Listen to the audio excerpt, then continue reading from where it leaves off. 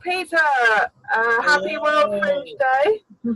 Hello. I'm looking left and right as if I'm actually looking at you, but that's not how it works. You are looking at us. How are you? I'm great. You know, I literally just ordered badges and stickers for Edinburgh. So, Oh, wow. but I'm about 150 pounds poorer than I was an hour ago. So you are both a Fringe performer primarily, but also you've just started to run a Fringe festival. Would you like to tell us? Yeah. Yeah.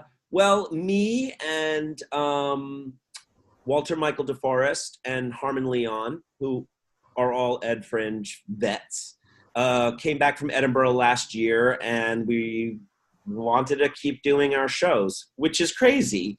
And Walter works at Orion's Daughter, which is a really fun Irish pub on the Upper East Side.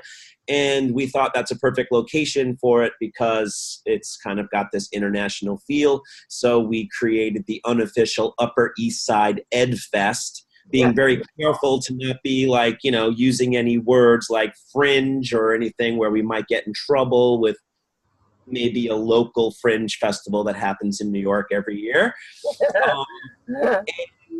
Yeah, we did it in like September or October right after we got back and produced 12 shows. And then we did it again in January or February and produced 12 more shows.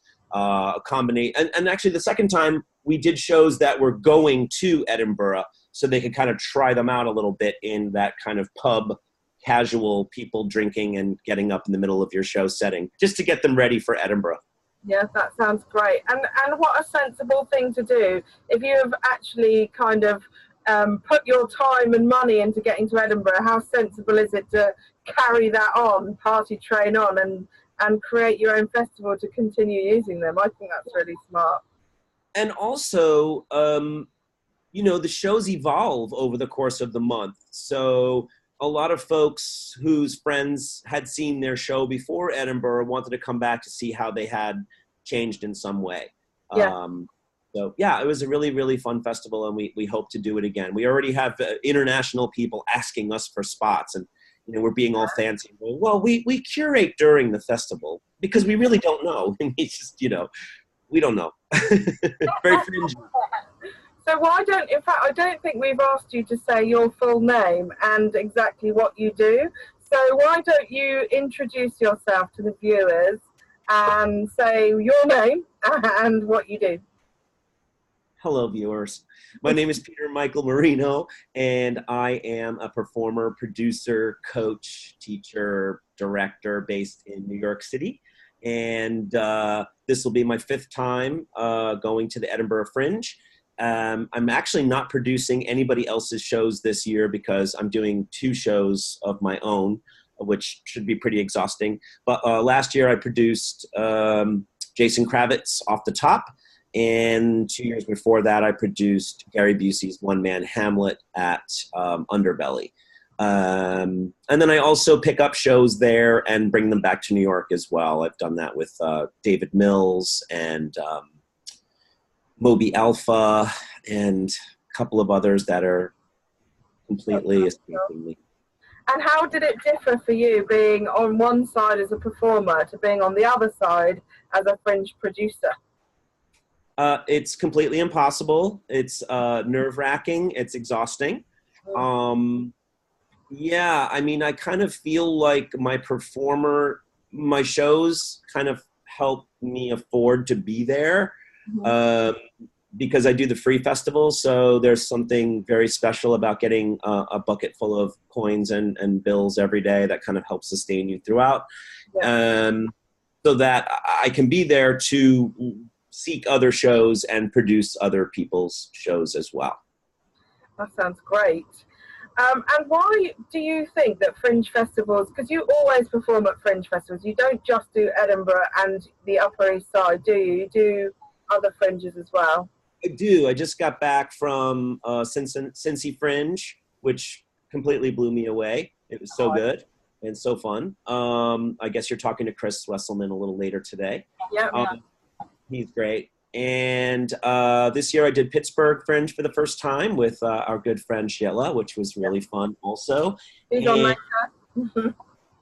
And I've done Orlando 3 times, Philly, Brighton, Adelaide, Hollywood, and Fringe NYC, but not as a performer, just as a director.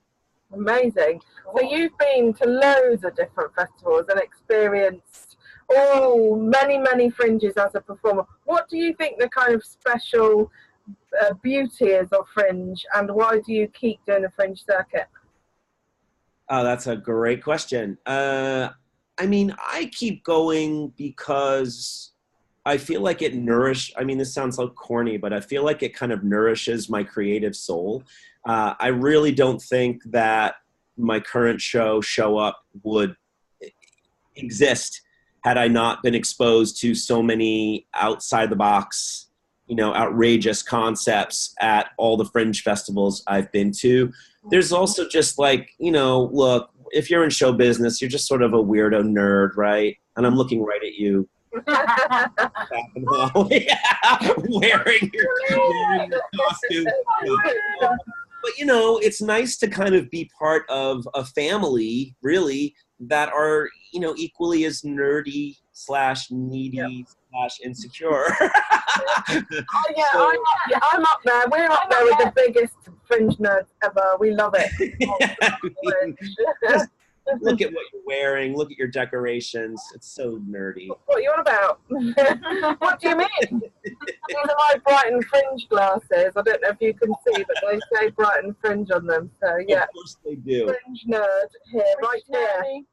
Yeah, and I mean, even though I live in New York, the center of the universe, I just never see stuff that blows my mind the way Fringe stuff does. And I mean, who doesn't love a show that's over in less than 60 minutes? That's true. When we get on a Fringe.